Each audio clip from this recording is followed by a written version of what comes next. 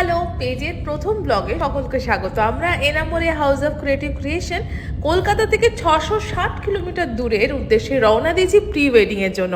এইটা আমাদের ব্রাইড, এইটা হচ্ছে আমাদের গ্রুম, অ্যান্ড এইখানে হচ্ছি আমরা, মানে সৌভিক, আমি আর অনিমেষ। ট্রেন ছিল হাওড়া থেকে সন্ধ্যে 6:30টায়। জার্নিটা অলমোস্ট 11 ঘন্টা। সকাল 5:30টার সময় আমরা এনজিপি নেমে পড়েছিলাম। তো ওয়েদারটা দারুণ ছিল। গাড়িতে যাওয়ার পথেই আমাদের উত্তেজনা কিন্তু তুঙ্গে, সবাই ভীষণ মজা করে করে যাচ্ছিল এবং তারই ফাঁকে কাঞ্চনজঙ্ঘাকে দেখে মন ভরে গেছে। লোকেশনে গিয়ে ব্রাইড অ্যান্ড গ্রুম ঝটপট রেডি হয়ে যায়। বেলা বাড়ার সাথে সাথে ওয়েদারটা ওরকম ফগে ঢেকে যায়, বাট এটা একটা ড্রিম লাইক এফেক্ট আনছিল।